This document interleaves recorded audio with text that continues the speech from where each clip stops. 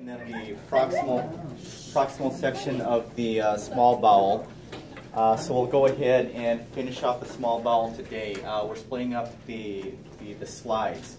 We're going to do small bowel today, and then we'll finish up with the colon or the lower GI next week. Okay, so although it says, how many slides? I don't know. Like 100. 100 something. Okay, we're only doing half of those today. Yes. Okay.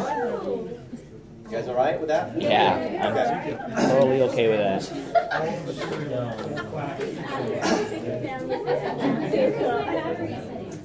All right, let's go ahead and talk about small bowel series. Have you guys had the opportunity to observe a small bowel series? I have not had the pleasure. There's really nothing exciting about it at all. Essentially what a small bowel series is, it's just a series of KUVs, and that's it. Okay, after the ingestion of some kind of contrast media. So the purpose of a small bowel series then is the radiographic examination of the small intestine. Bless you. This does generally follow an upper GI, so we'll get into the specifics here in just a little bit, but when a requisition comes in, it usually is done with an upper GI. So the requisition will say upper GI small bowel follow through is generally what you would get.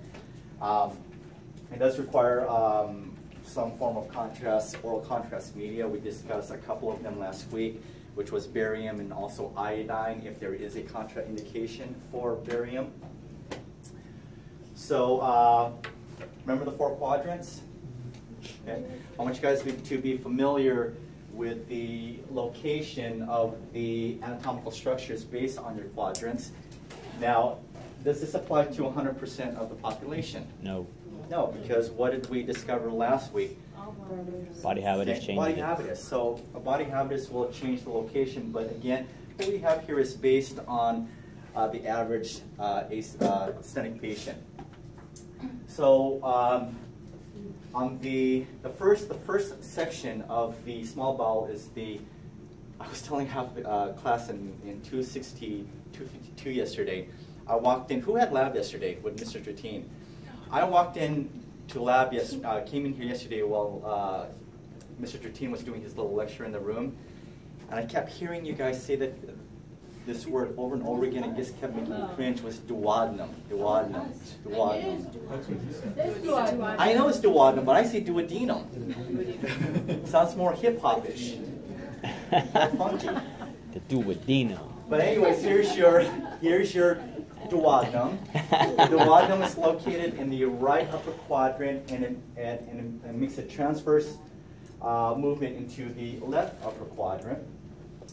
Then the second section of the small bowel is the jejunum, located in the left upper quadrant to the left lower quadrant. And then the ileum is the remainder of the small bowel, which covers the right upper quadrant, makes its way down to the left lower quadrant, and then kind of makes its way up back into the right upper quadrant again. Okay, so it covers 3 quadrants. And then lastly, we'll talk about the ileocecal valve. The ileocecal valve is the section where the ileum terminates and joins up with the cecum of the large colon. Okay? Any questions so far? No? Yes? No. Okay. We're good. Sorry, guys. I need to answer this text. This is important.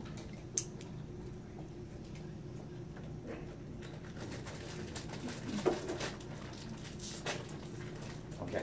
All right, sorry. Okay. So the distribution of the small intestine. We have the duodenum, first section, small bowel. It's going to be the shortest segment. It's going to be about 10 inches in length. So it comes around this way, right? Remember, it has that C loop. As a C loop comes around and then comes back up again into the left upper quadrant. And it's attached to the abdominal wall by the ligament of Treats. Next segment is your jejunum, which is 2/5 of the small bowel. And what happens here is, as it makes its way, as it takes its course, it gets a little bit smaller and smaller and smaller. Okay? So the jejunum then is 2/5 of the small bowel. I'm talking about diameter, by the way, not length. The jejunum is 2/5 of the small bowel, and then the ileum is about 3/5 of the small bowel, and it is the longest segment.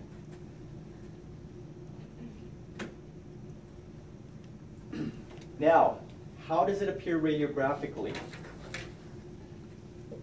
Radiographically, so we know the C loop, has a C loop, comes back up, and then the jejunum is right here in the left upper quadrant.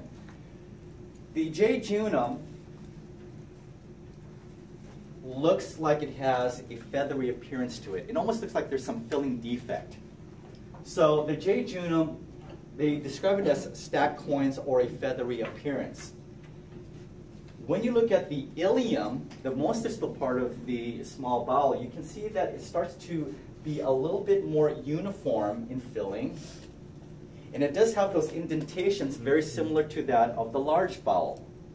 So when you're looking at this image, you can visually see the difference between jejunum and ileum. Okay, feathery look. This is more filled, and it has the indentations like that of the large bowel, but it's a lot smaller. Can you guys see that? Mm-hmm. Okay. All right. The other thing too, the difference between the small bowel and the large bowel is the small bowel is going to be more centralized, whereas the large bowel is going to be located where? In the periphery. Okay, it's going to be in the periphery. All right. Here's an image of the ileocecal portion.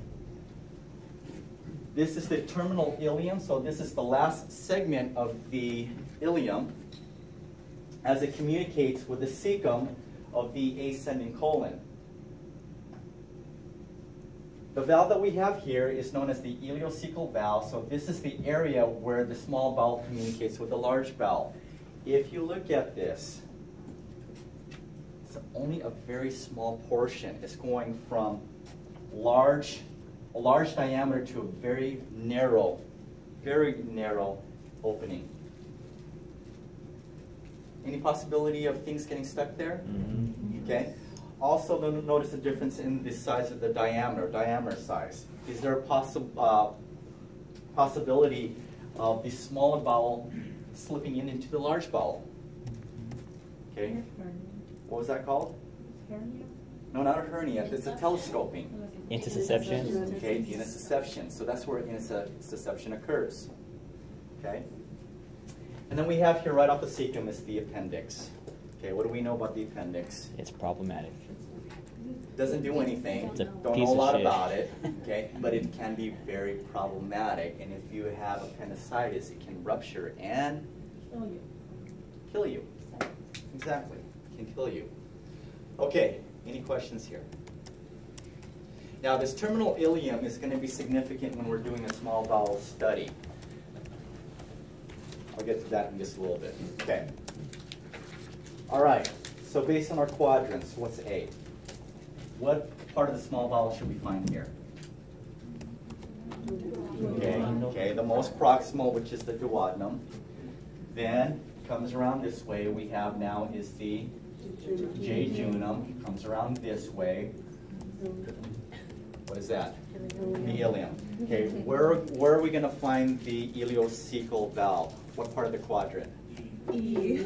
Well, I want you to tell me, what is it? Right lower quadrant. Okay, so right lower quadrant. Okay. Now looking at the image, can you guys tell the difference between the jejunum and the ileum by its appearance? Remember the jejunum has a feathery look to it. Okay? Whereas the ileum looks more like a large bowel with its indentation, but we know it's not large bowel because it's in the middle, right? So feathery appearance, okay, this is what? Jejunum. Jejunum, and then the more larger bowel looking segment here is the ileum, okay? All right.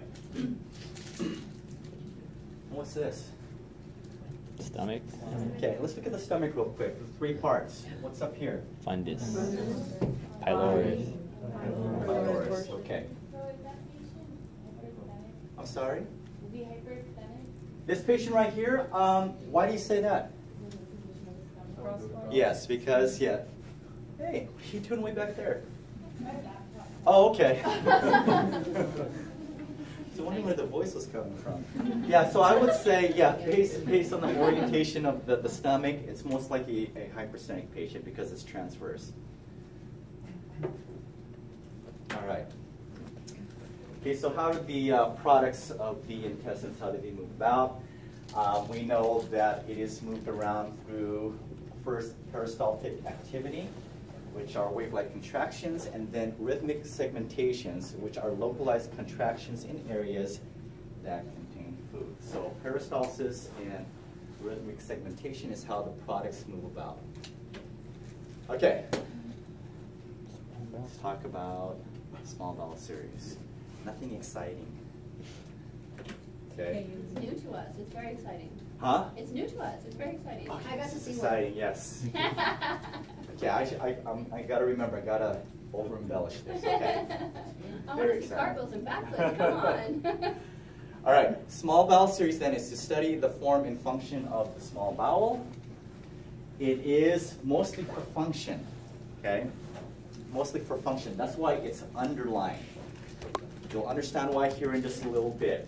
Now the small bowel can be done in combination, which is most common, in combination with an upper GI. So it's usually done in combination with an upper GI.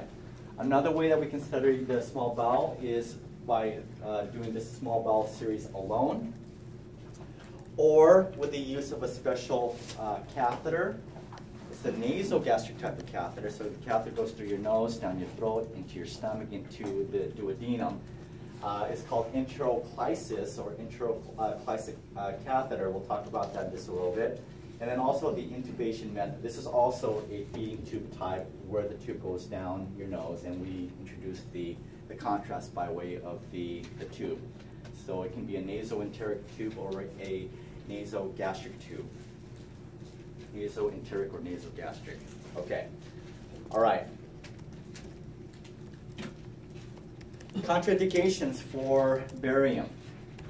Same as an upper GI, right? Barium, is it absorbable? No. Okay, it's not absorbable. Okay.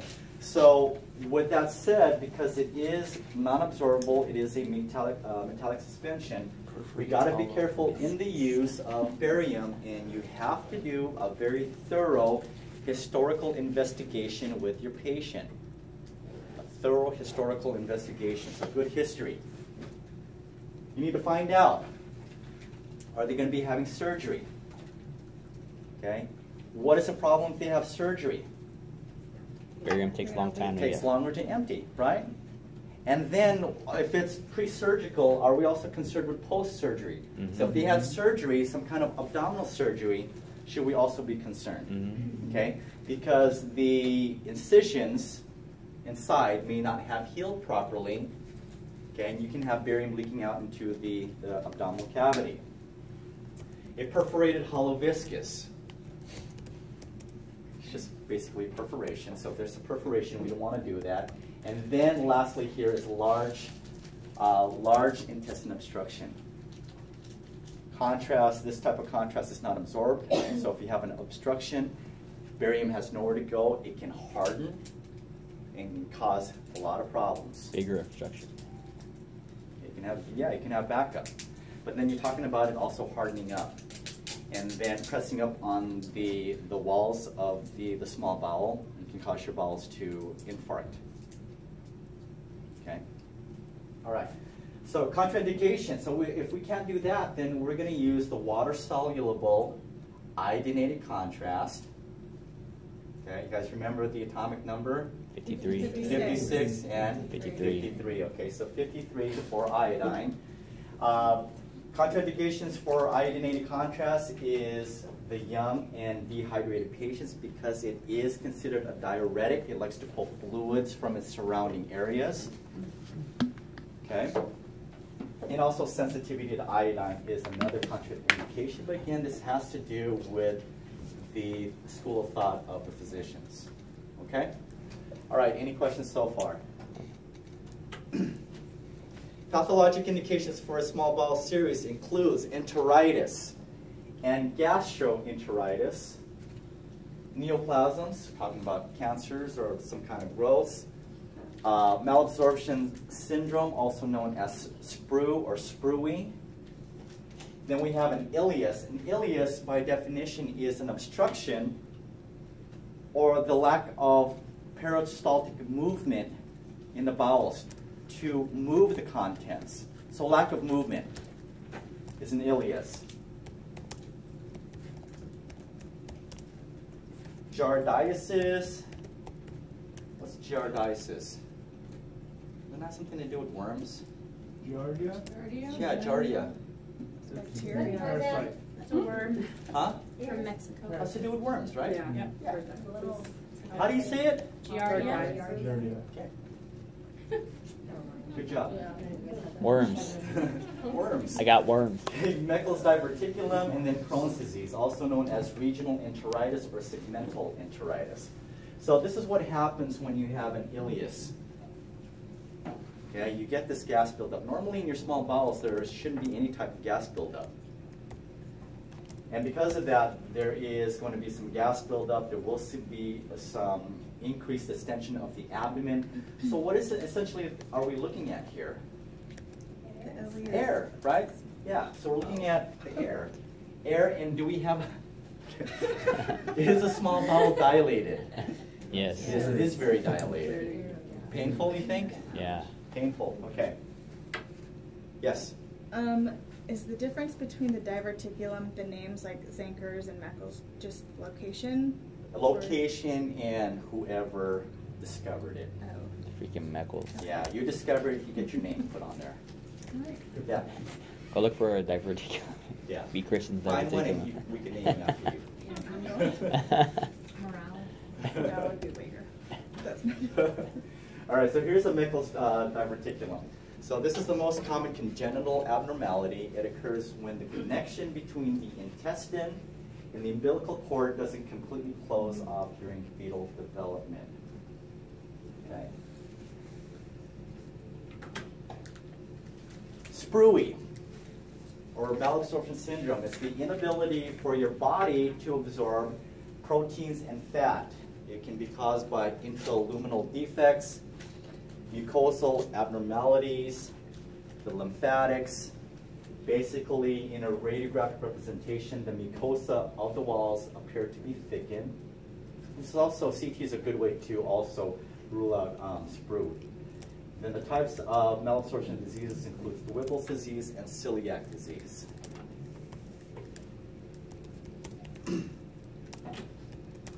So here we have Whipples. So there's going to be some increased wall thickening.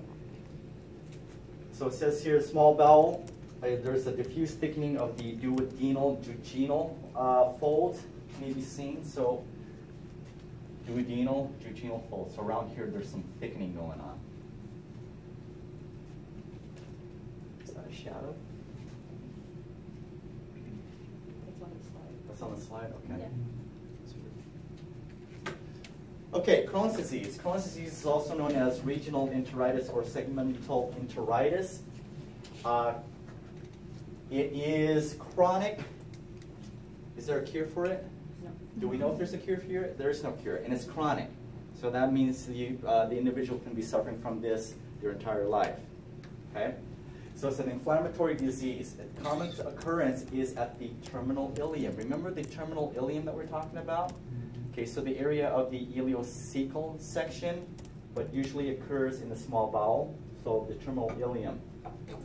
Advanced cases, the segments of the intestines become narrowed due to chronic spasm, and it has this stringy appearance. You're not seeing the stringy appearance here. You will see it on the next slide.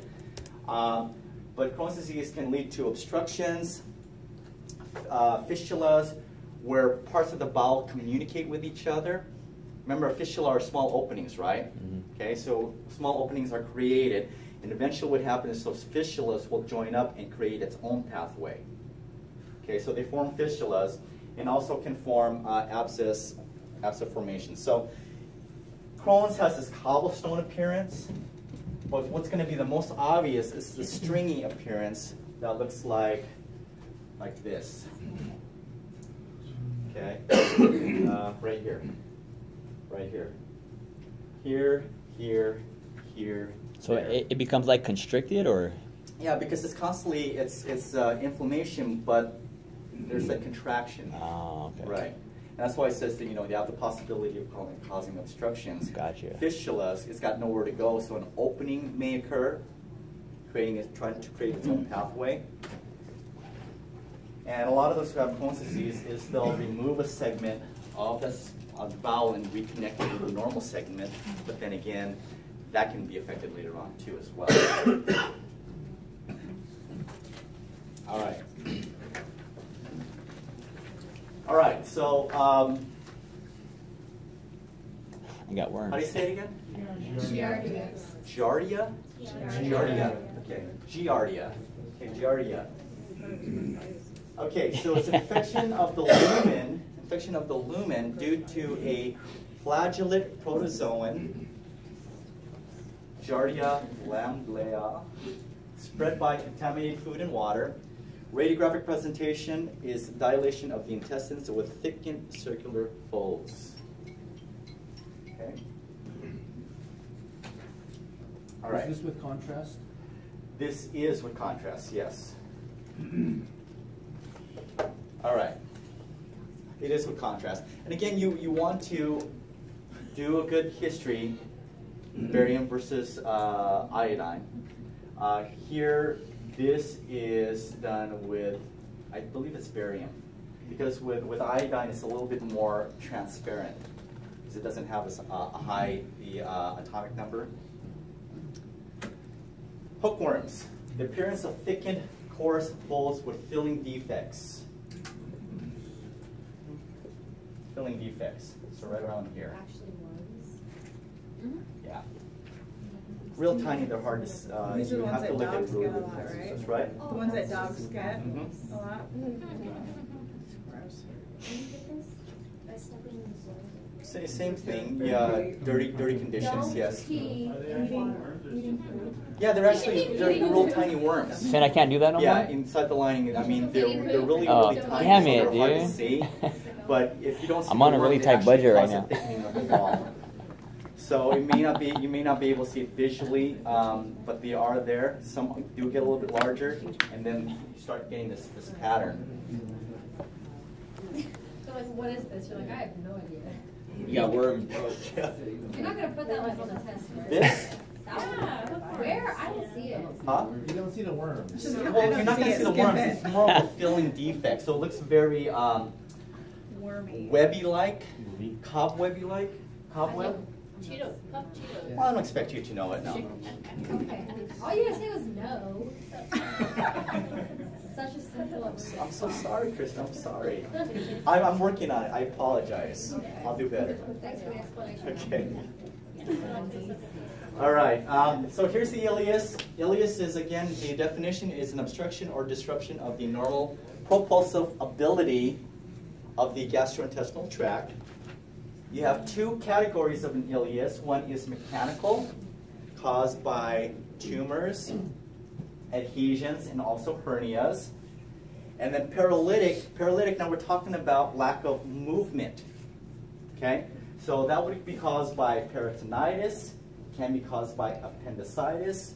Certain drugs will limit the movement, and also post-surgical complications. Can we guys see an Ilias here? A lot of air, right? Mm-hmm. Kristen, can you see the air patterns? Of course. Okay. You will be tested on this. This I will put up just for you. Right? Ilias? Mhm. Okay. Bowels are very distended. And do we know if it's a small bowel or large bowel? Small. Small bowel because, again, where is it located? In the center. In the middle, centralized. Okay. All right. So let's talk about now the procedure, patient preparation. Upper GI, was there patient preparation? Yeah. Yes. Did the patient have to be NPO? Yeah. Yes. Okay. It applies because, again, small bowels are usually done with an upper GI. So same applies. Patient has to be NPO for approximately 8 hours. So right before the procedure, some of the things that you'll be asking the patient is, did you have anything to eat before you came here? Okay, right? Have you had anything to eat? Did you follow the instructions? Did you fast for at least 8 hours? They'll say yes or no. Did you have anything to eat this morning? They'll say no. Okay? Next question that you need to ask is, did you have coffee? Right? Because most of us don't consider coffee as a meal. Oh my God, how Right? you drink coffee, right? How, Yeah. how else do you take coffee? Right. Exactly. But they don't consider that as part of being NPO, so you need to ask them if they've had coffee. Okay? Also is ask them if they've chewed any gum recently or have they smoked. So what I tell you and what you observe out in the field are going to be two different things, because techs usually do not incorporate this as part of their dialogue. But it does make sense that, again, if you're gum chewing or smoking, you're increasing the saliva, okay, and it makes it very moist inside, so it's difficult for that contrast to cling onto the walls of the mucosal lining. Okay? All right, ask if they're pregnant. That only applies to female patients.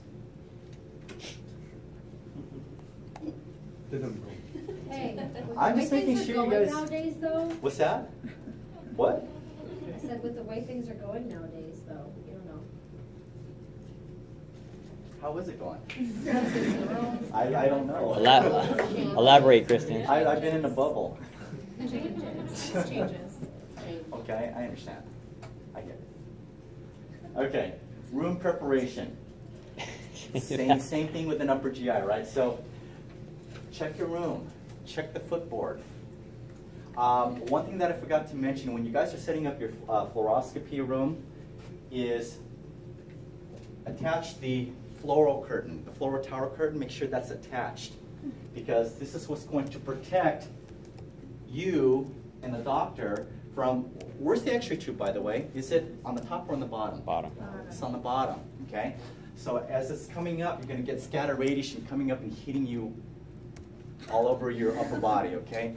All over. Okay. So this, make sure this is attached. Okay, so put the fluoro tower curtain on. The other thing I forgot to tell you last week too is, in preparation of your room, the table bucky or the detector, where does that have to be located? Way at the end of the table. Okay? So you're going to slide the bucket all the way down, and as you're moving that, you will notice that a shield or a cover is going to cover the space between the table and the mechanism down here. So this is called a bucky slot cover. So when you move this bucky, this entire area will be covered with also a lead protection. Okay? And you don't want the fluoro on while the bucky is on, because now you're causing more scatter radiation, right? Okay. So check the room. Make sure the equipment is working properly. Check for footboard. Have all your material available, your contrast media, your image receptors, and then also other things like different catheters if it does require some kind of intubation. Okay? Similar to upper GI, you're going to take a high scalp film. Do we need to take another scalp film? If it's done with an upper GI, how many scalp films should you do? One? Just the one. That's all you needed. So yeah, so the scalp film, if it is combined with an upper GI, you only do one scalp film. High KUB. What's a high KUB? What does that mean? 2 inches above. About 2 inches above the Iliac crest. Iliac crest, because we want to look at the upper abdomen to include the stomach. Okay? All right. So if it's an upper GI small bowel, you're only doing one scalp image. Got it? Mm-hmm. Okay. All right, some other things that you may want to have also is a compression paddle. Did we talk about compression paddles last week? Yes. Is that for Okay. reflex or what? Right. What's that? For the reflex? To check for reflex? Yeah, for the reflex. But we're also going to use it for the small bowel. Oh. Okay. All right. Wait. Wait, Oh, look, got look, our look, bed look. on there. It's not Sorry. sludge. You got teeth. Unless you say it's not a test.